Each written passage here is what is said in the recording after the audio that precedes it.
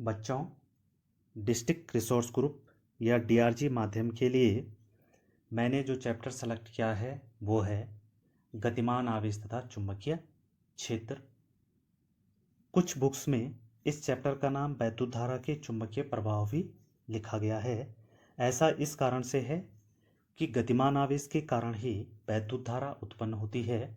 जैसा कि वैद्युत धारा की परिभाषा से भी स्पष्ट है कि एकांक समय में किसी चालक में प्रवाहित होने वाले आवेश की मात्रा को ही वैद्युत धारा कहते हैं। इस कारण से गतिमान आवेश के कारण ही वैद्युत धारा उत्पन्न होती है तथा दोनों ही चुंबकीय प्रभाव या चुंबकीय क्षेत्र उत्पन्न करते हैं। बच्चों, यहाँ से पहली बार कक्षा 12 में चुंबकीय प्रभाव या चुंबकत्व का अध्ययन प्रारंभ होता है। इससे पूर्व मैं चुंबकत्व या चुंबक से संबंधित कुछ बेसिक चीज़ों को पहले ही डिस्कस करना चाहता हूँ, जिसमें से सबसे पहले है चुंबक। कि चुंबक क्या होता है। यह यहाँ पर यह हो गया चुंबक। नंबर 1 में डिस्कस करना है चुंबक। जैसा कि हम छोटी कक्षाओं से ही पढ़ते आ रहे हैं कि मैग्नीशिया नामक स्थान पर कुछ इस प्रकार के पत्थर प्राप्त हुए जो कि चुंबकीय वस्तुएं किसे कहते हैं, जैसे कि लोहा या कोबाल्ट हो गया। इनको अपनी ओर आकर्षित करने का गुण रखते थे। इस गुण को क्या नाम दिया गया, चुंबकत्व नाम दिया गया। और जो पदार्थ इस प्रकार के गुण प्रदर्शित करते थे वो क्या कहलाए, चुंबक कहलाए। तो चुंबक की परिभाषा इस प्रकार से है कि जो वे पदार्थ जो चुंबकीय पदार्थों जैसे लोहा और कोबाल्ट को अपनी ओर आकर्षित करने का गुण रखते थे वे क्या कहलाए, चुंबक। और इस गुण को क्या कहते हैं, चुंबकत्व कहते हैं। तो ये यहाँ पर परिभाषा लिखी गई है। ठीक है। इसके बाद आता है चुंबक के प्रकार। चुंबक 2 प्रकार के होते हैं। नंबर 1 प्राकृतिक चुंबक और नंबर 2 कृत्रिम चुंबक। प्राकृतिक चुंबक जो कि प्रकृति में स्वतः ही पाए जाते हैं और इनका जो चुंबकीय गुण है ये इनका जो चुंबकीय प्रभाव है ये बहुत क्षीण है। दैनिक जीवन में या प्रैक्टिकली हम इसका उपयोग नहीं कर सकते हैं। इस कारण से हमने दूसरे प्रकार के यानी कि कृत्रिम चुंबकों का निर्माण किया। तो दूसरे प्रकार के चुंबक हो गए कृत्रिम चुंबक। कृत्रिम चुंबक मतलब मानव द्वारा, इसका मतलब क्या हो गया, मानव द्वारा जो निर्मित चुंबक हैं वो क्या कहलाए, कृत्रिम चुंबक। कृत्रिम चुंबक भी 2 प्रकार के होते हैं। नंबर 1 स्थायी चुंबक, नंबर 2 अस्थायी चुंबक।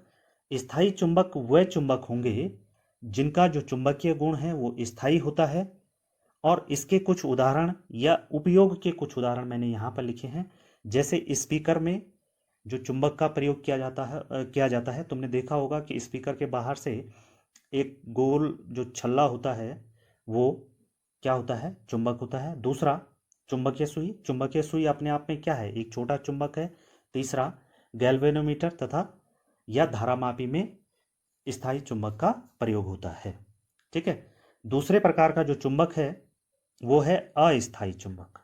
अस्थायी चुंबक यानी कि जिसमें जो चुंबकीय गुण या जिनका जो चुंबकीय प्रभाव होता है वो कुछ समय के लिए होता है, जबकि उस डिवाइस या उस यंत्र में वैद्युत धारा प्रवाहित की जाती है तो उसी समय या उसी क्षण के लिए उसमें चुंबकीय प्रभाव या चुंबकीय गुण उत्पन्न होता है। इसके कुछ उदाहरण हैं, जैसे कि ट्रांसफार्मर हो गया, नंबर 1 यहाँ पे लिखा है ट्रांसफार्मर। नंबर 2 जनित्र, नंबर 3 वैद्युत घंटी, नंबर 4 मोटर आदि। ये कुछ ही उदाहरण हैं, ये सारे उदाहरण नहीं हैं। तो ये थे स्थायी चुंबक और अस्थायी चुंबक। तो सबसे पहले हमने डिस्कस किया चुंबक के बारे में। तो चुंबक क्या है कि वे पदार्थ जो चुंबकीय गुण रखते हैं, यानी कि जो चुंबकीय वस्तुओं या चुंबकीय पदार्थों को अपनी ओर आकर्षित करते हैं वो क्या कहलाए, चुंबक कहलाए। तो ये है चुंबक। दूसरी चीज हम डिस्कस करेंगे चुंबकीय क्षेत्र। दूसरा क्या है, चुंबकीय क्षेत्र। चुंबकीय क्षेत्र क्या होता है कि जैसा कि हम बचपन से ही प्रयोग करते आते हैं ये सभी बच्चे लगभग ये ऐसा प्रयोग करते हैं कि जब जैसे कि हमारे पास ये दो चुंबक के टुकड़े यदि हों और हम उनको मेज पे रखें, ठीक है, कुछ डिस्टेंस बना के रखें, उन चुंबकों के मध्य कुछ डिस्टेंस बना के रखें और पहले चुंबक को हम स्थिर रखें, दूसरा चुंबक पहले चुंबक की ओर धीरे धीरे लाएं, तो क्या होगा, एक निश्चित दूरी पर आने के बाद दूसरे चुंबक के कारण पहले चुंबक में क्या होगा, कुछ विक्षेपण होगा या कुछ हलचल होगी। यानी कि जो चुंबक है वो अपने चारों ओर कुछ दूरी तक अपने प्रभाव को बनाए रखता है, जिसको कि हम चुंबकीय क्षेत्र कहते हैं। तो इसकी जो परिभाषा है वो इस प्रकार से लिखी गई है। यहाँ पर क्या है, इसकी परिभाषा लिखी गई है कि किसी चुंबक के चारों ओर वह क्षेत्र जिसके अंतर्गत कोई अन्य चुंबक या चुंबकीय सुई विक्षेपित हो जाती है या चुंबकीय बल का अनुभव करती है, वो जो क्षेत्र है वो क्या कहलाता है, चुंबकीय क्षेत्र कहलाता है। क्लियर हो गया।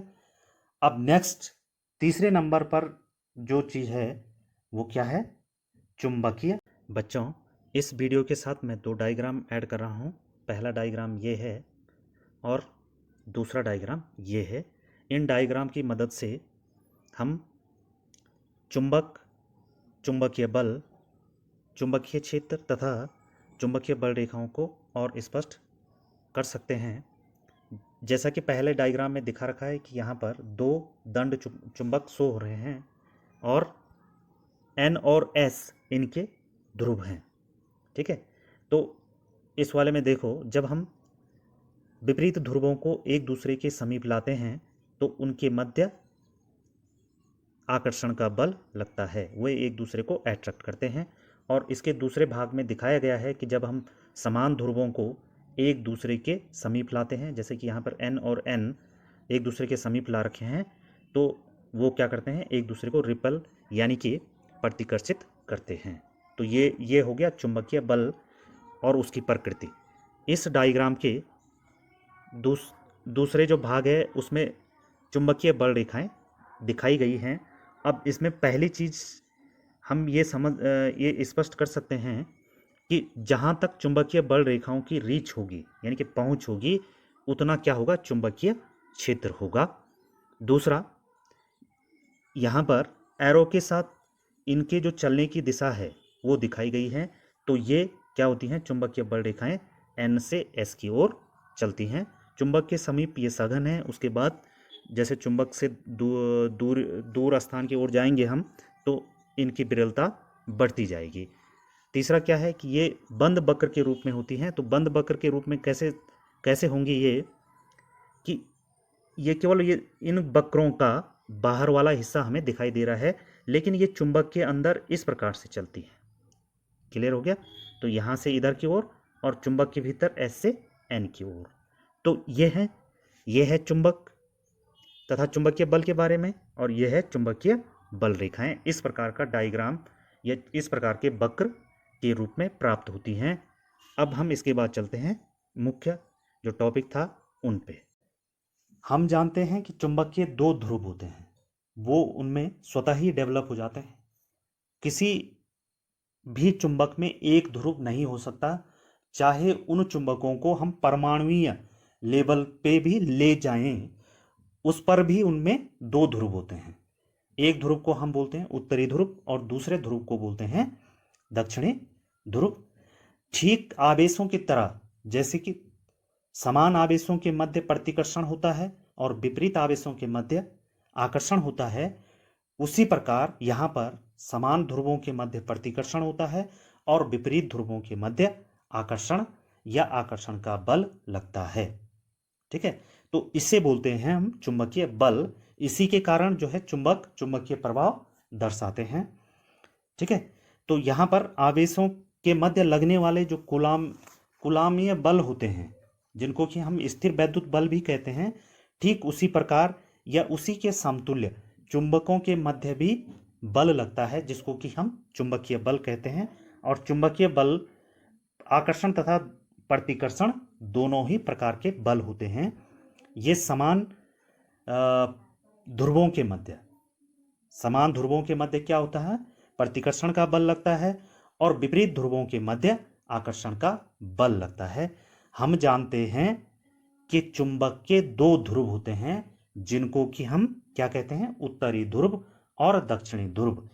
जैसा कि तुमने देखा होगा प्रयोगशालाओं में कि दंड चुंबक होता है इस प्रकार का, जिसका एक ध्रुव क्या होता है, एन लिखा होता है, दूसरा ध्रुव क्या होता है, एस होता है। तो एन का मतलब क्या हो गया, नॉर्थ यानी कि उत्तरी ध्रुव, और एस का मतलब हो गया साउथ यानी कि दक्षिणी ध्रुव।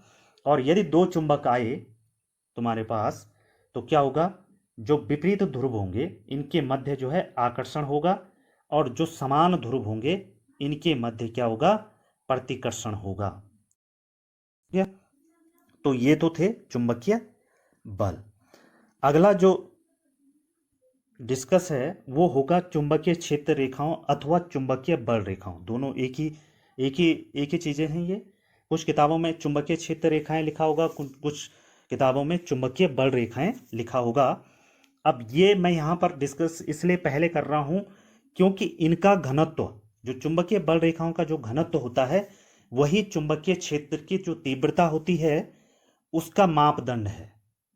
यानी कि चुंबकीय क्षेत्र रेखाओं का घनत्व ही क्या कहलाती है, चुंबकीय क्षेत्र की तीव्रता कहलाती है। जहां पर इनका घनत्व अधिक होगा वहां पर चुंबकीय क्षेत्र की तीव्रता अधिक होगी, और जहां पर इनका घनत्व कम होगा वहां पर चुंबकीय क्षेत्र की तीव्रता कम होगी। इसी जबकि इन चुंबकीय क्षेत्र रेखाओं को बुक्स में चुंबकत्व जो चैप्टर है उसमें क्या किया गया है, डिस्कस किया गया है, और बी यानी कि चुंबकीय क्षेत्र की तीव्रता को पहले ही डिस्कस किया गया है। इसी कारण मैं इनमें से कुछ चीजों को पहले डिस्कस में लाया, जैसे चुंबक हो गया, चुंबकीय क्षेत्र हो गया, चुंबकीय बल हो गया, और चुंबकीय क्षेत्र रेखाएं या चुंबकीय बल रेखाएं हो गई। चुंबकीय बल रेखाएं क्या चीज होती हैं, हम जानते हैं कि या जब हम प्रयोग करते हैं तो उसमें क्या किया जाता है कि हमारे पास यदि कोई चुंबक है, ठीक है, और उसके समीप अगर हम चुंबकीय सुई को रखें में क्या होती है, आकर ठहर जाती है। यदि हम उसको आगे बढ़ाते जाएं इस प्रकार से तो क्या होगा, उसके डायरेक्शन का जो परिवर्तन है वो एक निश्चित दिशा में होता जाएगा, और हम उसमें अगर बिंदु इस प्रकार से बनाते रहें, ठीक है, और उन बिंदुओं को मिलाएं फाइनली, यानी कि इस प्रकार से होता है वो, जैसे ये चुंबक है, ये एन है और ये एस है, ये बिंदु प्राप्त हुए, ये इस प्रकार से इनको मिलाएं तो हमें क्या मिलती हैं, कुछ वक्र रेखाएं मिलती हैं। इन्हीं वक्र रेखाओं को हम क्या कहते हैं, चुंबकीय बल रेखाएं या चुंबकीय क्षेत्र रेखाएं कहते हैं। यानी कि चुंबकीय सुई की गति से प्राप्त बिंदुओं को मिलान करके जो वक्र रेखाएं प्राप्त होती हैं वही चुंबकीय क्षेत्र रेखाएं या चुंबकीय बल रेखाएं कहलाती हैं। अब इनकी जो परिभाषा है, एक परिभाषा तो यह है जिसपे चुंबकीय सुई गति करती है, उसके द्वारा जो प्राप्त बिंदु होते हैं उनको मिलाने के फलस्वरूप जो प्राप्त वक्र हैं या वक्र रेखाएं हैं या काल्पनिक रेखाएं हैं वही क्या कहलाती हैं, चुंबकीय क्षेत्र रेखाएं कहलाती हैं। दूसरी जो परिभाषा है ये यहाँ पर लिखी है कि यदि हम कोई एकाकी उत्तर ध्रुव या उत्तरी ध्रुव लें, हालांकि ऐसा नहीं होता है कि उत्तरी ध्रुव को हम किसी चुंबक से अलग कर पाएं, चाहे हम उसको कितने भी सूक्ष्म लेवल तक ले जाएं, यानी कि इलेक्ट्रॉन या परमाणु के स्तर तक भी ले जाएं, तो उसके उत्तरी ध्रुव और दक्षिणी ध्रुव पृथक नहीं किए जा सकते हैं। यानी कि परमाणुई जो चुंबक होगा उसमें भी क्या होंगे, उत्तरी ध्रुव और दक्षिणी ध्रुव होंगे, वो इलेक्ट्रॉनों की गति की दिशा के अनुसार निर्धारित होंगे। क्लियर हो गया। तो जो क्या है, जो यहाँ पर चुंबकीय क्षेत्र की जो डेफिनेशन जो दी गई है उसमें हमने एक एकाकी ध्रुव को मान लिया, जैसे कि वैद्युत क्षेत्र जो रेखाएं होती हैं, वैद्युत बल रेखाएं होती हैं, उसमें हम क्या कहते हैं, जिन वक्रों में धनावेश गति करता है वो क्या है, वैद्युत बल रेखाएं। ठीक उसी प्रकार यहां पर ये मानेंगे कि चुंबकीय क्षेत्र में जिन रेखाओं के अकॉर्डिंग क्या उत्तरी ध्रुव गति करेगा उन पर खींची गई काल्पनिक वक्र रेखाएं ही क्या हैं? चुंबकीय बल रेखाएं या चुंबकीय क्षेत्र रेखाएं कहलाती हैं। बच्चों, अगला और पांचवा बिंदु जो मैंने लिया है यहाँ पर, वो है चुंबकीय बल रेखाओं या चुंबकीय क्षेत्र रेखाओं के गुण। इसमें से जो पहला गुण है वो है चुंबकीय बल रेखाएं बंद वक्र के रूप में होती हैं तथा यह उत्तरी ध्रुव से दक्षिणी ध्रुव की ओर चलती हैं, यानी कि N से S की ओर चलती हैं। यह गुण वैद्युत बल रेखाओं तथा चुंबकीय बल रेखाओं के मध्य एक अंतर भी है, क्योंकि चुंबकीय बल रेखाएं बंद वक्र के रूप में होती हैं जबकि वैद्युत बल रेखाएं खुले वक्र के रूप में होती हैं या आवेशों की प्रकृति पर निर्भर करती हैं। दूसरा, चुंबकीय बल रेखाओं के किसी बिंदु पर, यानी कि किसी चुंबकीय बल रेखा का जो वक्र है उसके किसी बिंदु पर यदि हम स्पर्श रेखा खींचें तो वह उस बिंदु पर चुंबकीय क्षेत्र की तीव्रता को व्यक्त करता है। इसको हम एक डायग्राम से समझ सकते हैं कि जैसे माना यहाँ पर एक चुंबक है, ये चुंबक है, माना ये इसका नॉर्थ पोल है और ये साउथ पोल है। ये हमने एक बल रेखा ली और इसका माना मैंने एक बिंदु लिया। इस बिंदु पर अगर हम स्पर्श रेखा खींचें तो यहाँ पर यह इस बिंदु पर यह स्पर्श रेखा किसकी? चुंबकीय क्षेत्र की दिशा को व्यक्त करेगी, यानी कि चुंबकीय क्षेत्र की दिशा इस डायरेक्शन में होगी, इस बिंदु पर। ओके, नेक्स्ट जो गुण है वो है चुंबकीय बल रेखाएं एक दूसरे को कभी प्रतिच्छेदित नहीं करती हैं। प्रतिच्छेदित करने का मतलब यह होता है, यहाँ पर उसे भी हम एक छोटे डायग्राम से समझेंगे कि जैसे माना दो चुंबकीय बल रेखाएं एक दूसरे को प्रतिच्छेदित कर रही हैं, तो इस बिंदु पर अगर हम स्पर्श रेखाएं खींचें तो एक स्पर्श रेखा एक वक्र की होगी और एक स्पर्श रेखा दूसरे वक्र की आ जाएगी। यहाँ पर ये जो है इस डायरेक्शन में, एक बार फिर से करके देखते हैं इसे।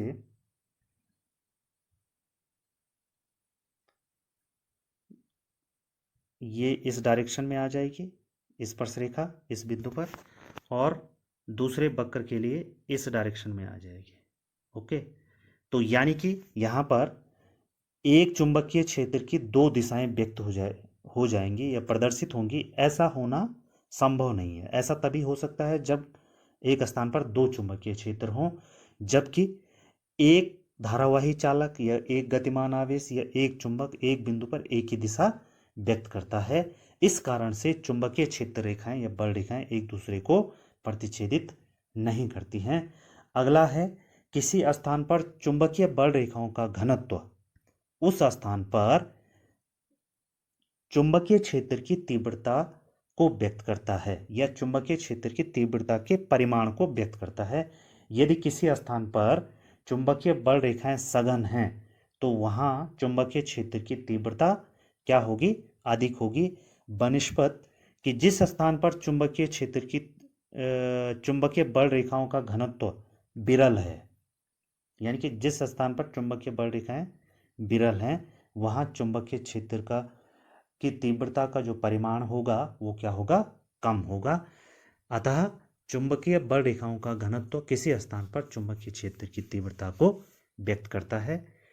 नेक्स्ट, यहाँ पर जो चुंबकीय बल रेखाओं की जो डेफिनेशन है वो इस प्रकार से भी दे सकते हैं कि चुंबकीय बल रेखाएं वे काल्पनिक रेखाएं होती हैं, ये काल्पनिक रेखाएं होती हैं जो उस स्थान पर चुंबकीय क्षेत्र की दिशा का सतत प्रदर्शन करती हैं तथा इनके किसी बिंदु पर खींची गई स्पर्श रेखा उस बिंदु पर चुंबकीय क्षेत्र की दिशा को व्यक्त करती है। अब इसमें नेक्स्ट जो टॉपिक है वो है ऑस्टेल्ड का प्रयोग। ऑस्टेल्ड ने यह प्रयोग 1820 में दिया था और यह किया था 1820 में, और इस प्रयोग से ऑस्टेल्ड ने यह सिद्ध किया था कि कोई धारावाही चालक चुंबकीय क्षेत्र उत्पन्न करता है। अब क्योंकि यहाँ पर ये जो वीडियो है ये काफ़ी लेंथी यह काफ़ी ज़्यादा समय ले रही है, इस कारण से ऑस्टेल्ड का प्रयोग इस वीडियो के दूसरे भाग में डिस्कस करेंगे।